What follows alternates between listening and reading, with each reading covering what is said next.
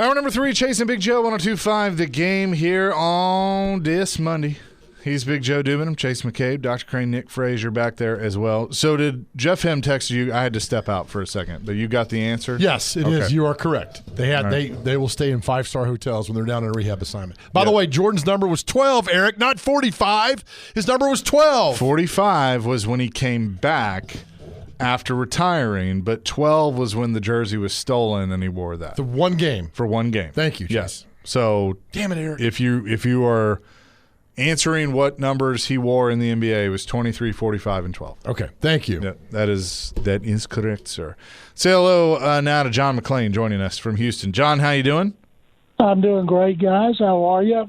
We're fantastic. I am sure that there's been baseball fever down there in Houston, and it's been a lot of fun. Oh my goodness, it's amazing to me, and I understand how excited Hispanics are about baseball, and seeing the crowds here with Mexico, watching last night, knowing what it's going to be like tonight with Venezuela.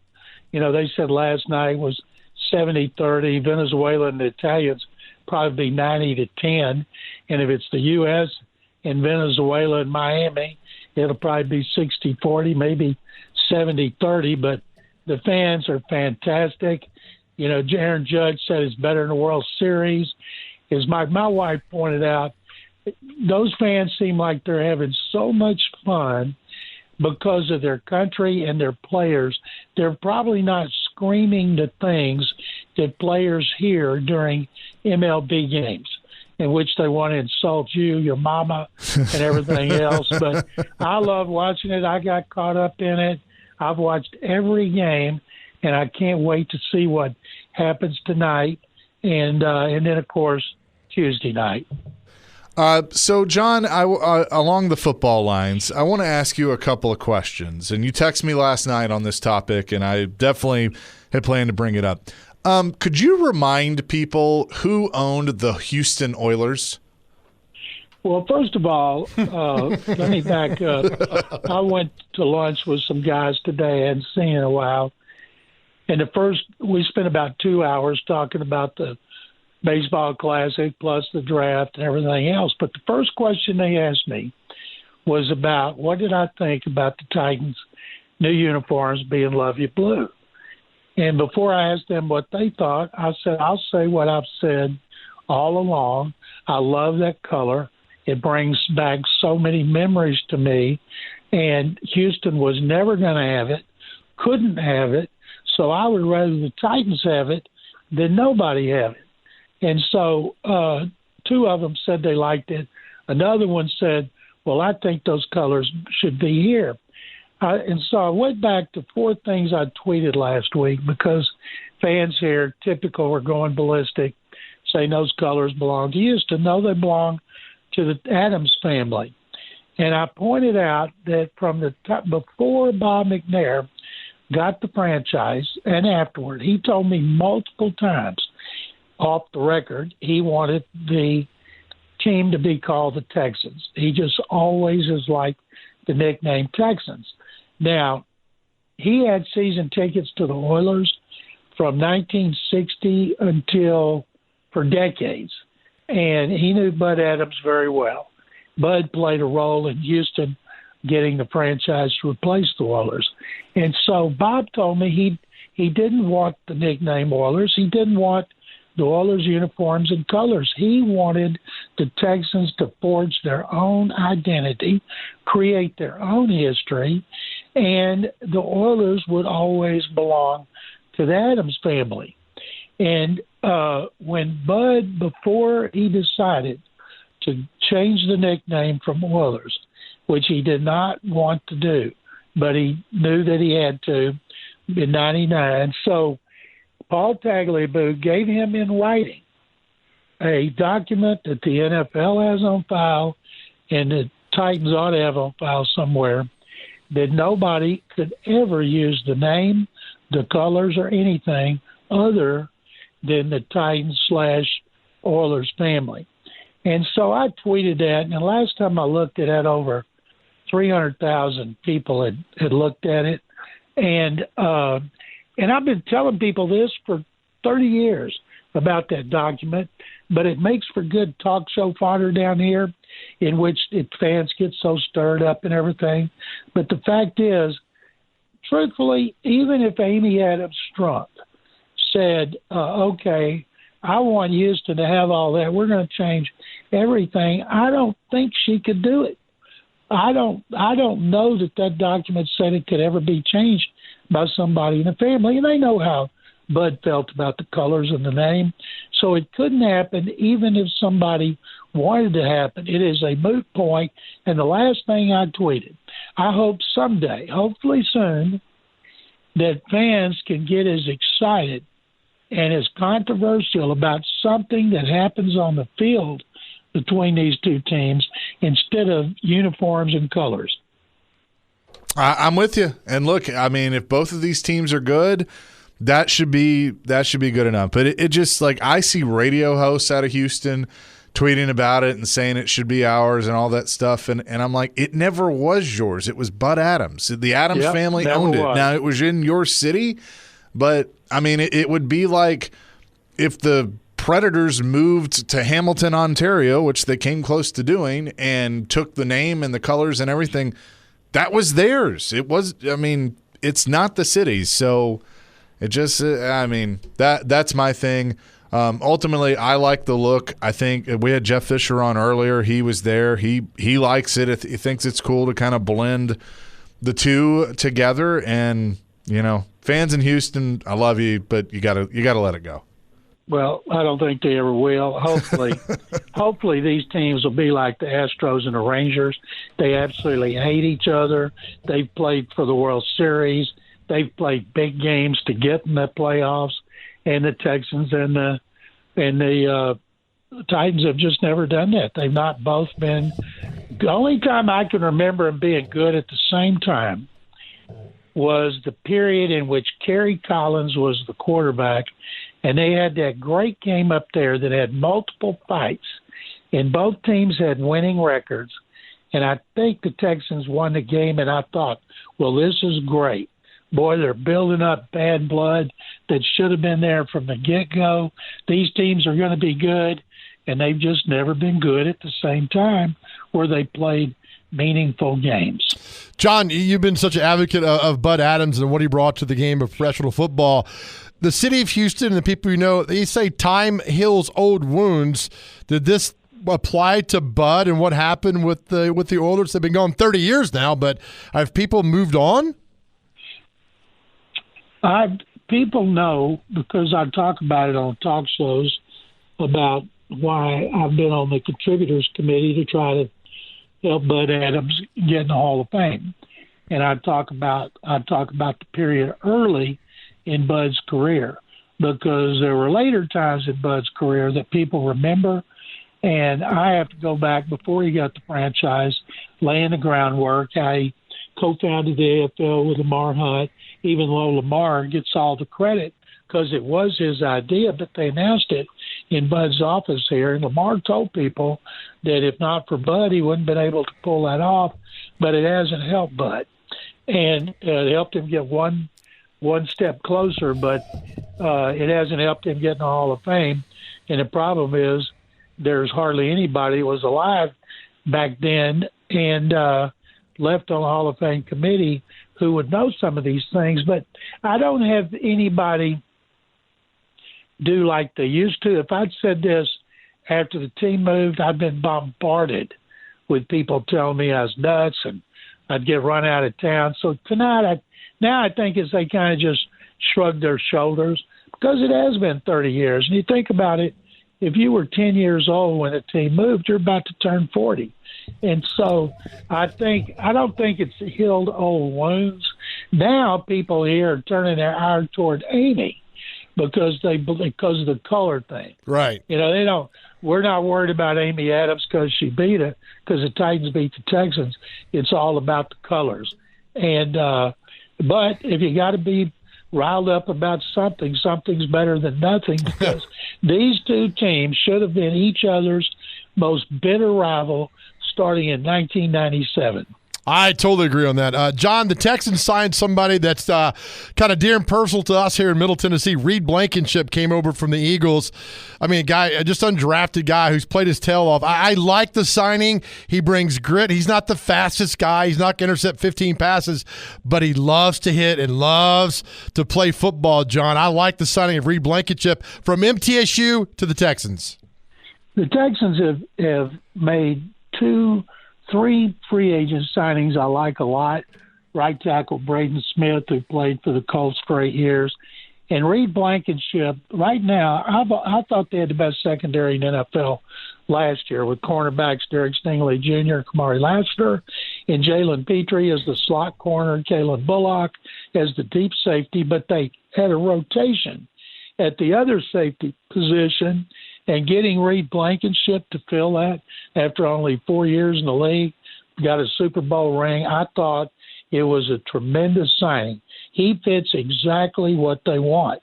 He's coming over to a defense that had the fewest yards allowed in the league, a defense that if they hadn't pulled all their starters in the last game, they would have allowed the fewest points. As it is, they allowed like 17-8, and the Seattle like 17-3 or 4. So their defense is great. They didn't lose any player they didn't want to lose. Another one I like, a tackle/end, Logan Hall, Tampa Bay, 4 years, second-round pick, high second-round pick in 2022. And he's coming in here to be part of the rotation to replace Danico Autry, playing tackle in four-man front. So they've added significantly to the defense, even more so than the offense, which tells me the draft will be heavily tilted toward offense, specifically the offensive line. We'll have more with John McClain from Houston coming up next here on Chasing Big Joe, 102.5 The Game. Chasing Big Joe, 102.5 The Game here on this Monday. Continuing with John McClain down in Houston. John, when we talk about quarterbacks that really need a second, maybe at this point a fourth chance, Justin Fields' name was not one that I thought was going to come up, but now he's going to back up Patrick Mahomes. If ever there was a good opportunity for someone to kind of revitalize their career, would that not be one of the places to go? If he can't make it there, he can't make it anywhere. Just getting to play with Andy Reid. Now, the thing is, remember, Mahomes was hurt in, late December, mid-December? So there's no guarantee he'll be ready first game. I've seen some reports saying he's expected to be. Hopefully he is. But Fields might be in a position where he has to do most of the playing in preseason. It is a great deal for him. He's bounced around the NFL like a ping pong ball. Another great situation is Kyler Murray going to play with Kevin O'Connell. It's amazing how many quarterbacks they've played there. To have had 2 years ago, number one pick J.J. McCarthy, Sam Darnold, and Daniel Jones, and kept McCarthy and let the other two go.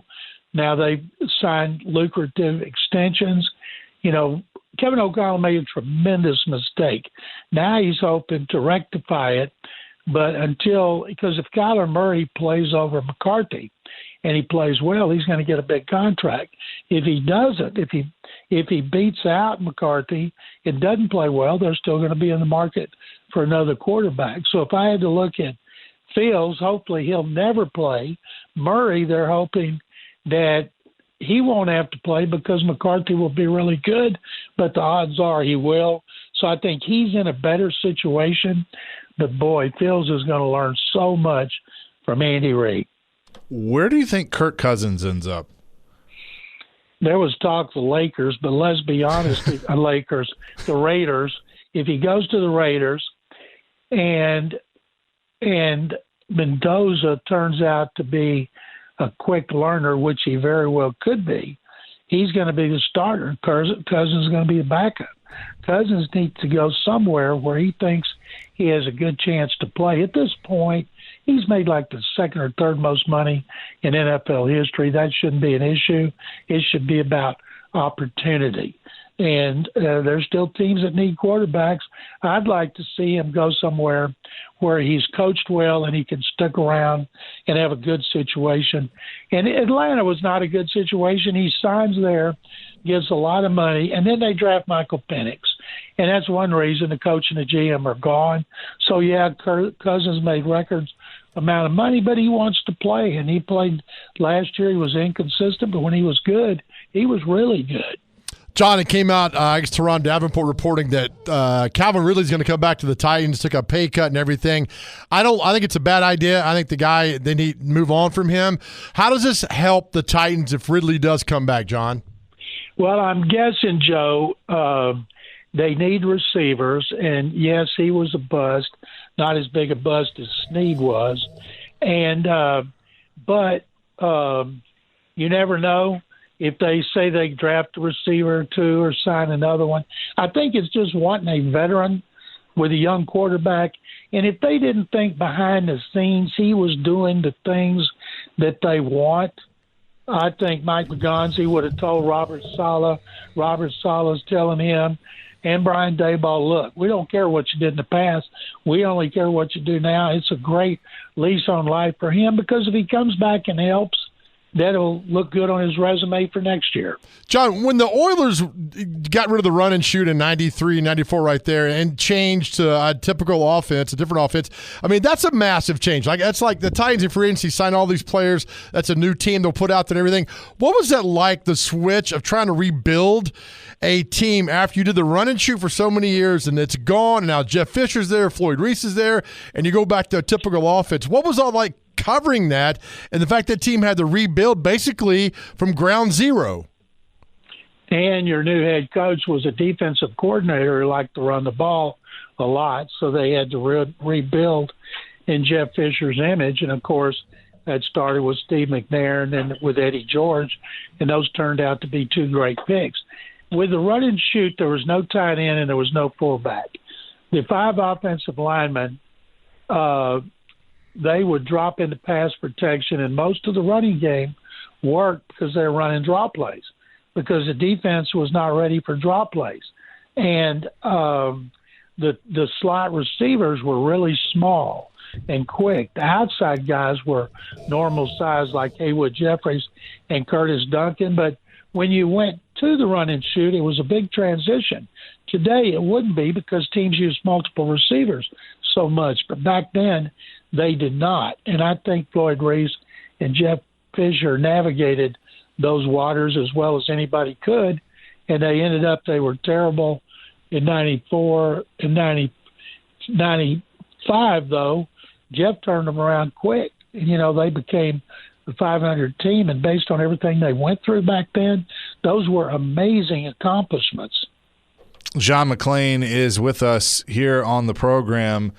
So with, kind of building on that, I mean, does everybody expect a turnaround to be what the Patriots did last year, or is a, 6-7 win team somewhere in there considered a step in the right direction of a turnaround?